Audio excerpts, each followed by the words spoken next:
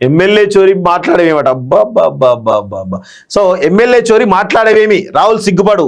కవిత ఆరోపణలపై మాట్లాడు కేటీఆర్. ఎందుకు నీకు సిగ్గులేదా అని మేము అడుగుతా ఉన్నాం. కేటీఆర్ సిగ్గుపడు.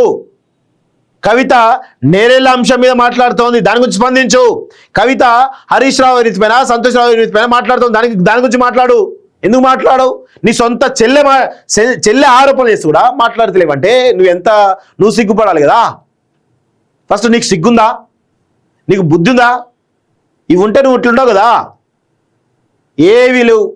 అంతా ఒక రకమైన ప్రచారం చేయాలి, ఆ ఫేక్ ప్రచారాలు చేయాలి, విష ప్రచారాలు చేయాలి, డ్యామేజ్ చేయాలి.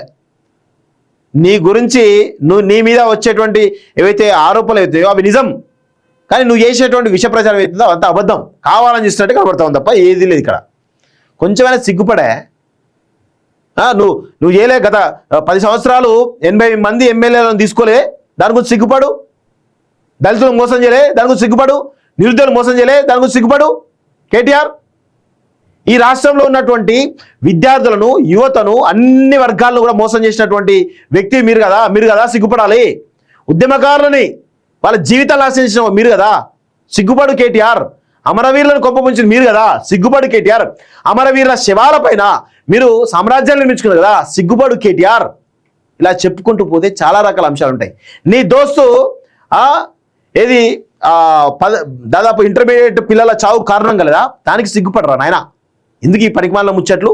సిగ్గుపడు రావాలంటావు. సిగ్గుపడు కేటీఆర్. నీదో బతుకు, నీదో కథ.